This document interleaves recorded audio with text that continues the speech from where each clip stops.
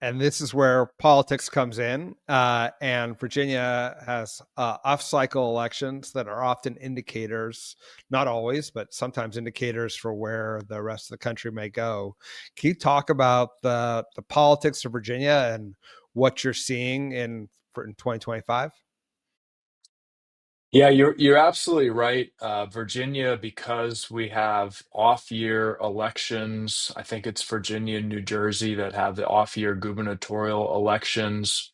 Um, we tend to be a bellwether and a pretty good bellwether. I can remember in 2009, President Obama had just been sworn in.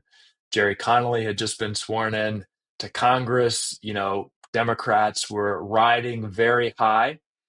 And then in the governor's race in November of 2009, Republicans had a huge victory, massive victory, won the governor's mansion, expanded their margins in the General Assembly, and it was certainly portended the outcome of the 2020 midterms. And I think you might see a similar dynamic this year in Virginia. I think there's a good chance that Democrats will send a very strong message to the White House and to the country about how folks in Virginia feel about what's happening. We have a great candidate for governor in Abigail Spanberger, who I think, even in a difficult year for Democrats, would be a very strong candidate, likely to win. I think we could be looking at a very good year for Democrats with a strong candidate in Abigail Spanberger. So we don't take anything for granted.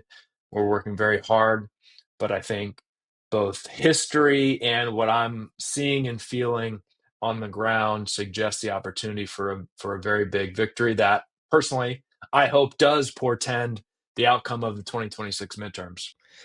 And I mean, sort of bring it back full circle.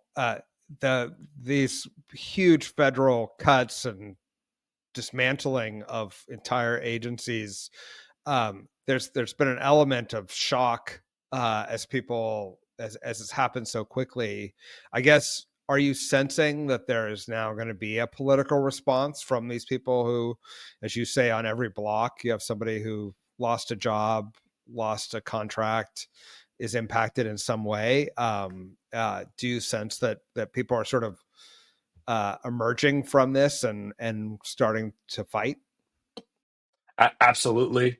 And I think one of the key errors that the Trump administration and Elon Musk have made is believing or assuming this myth that every federal employee is somehow a card-carrying member of the Democratic Party or a far left liberal. They seem to really believe this, and I can tell you that federal employees are Democrats, Independents, Republicans. A lot of them don't give a damn about politics and just want to go into work and do a good job serving the country.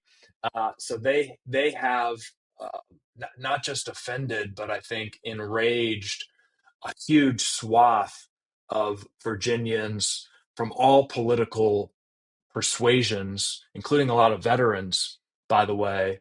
And I think they will learn what they've done in November of 2025.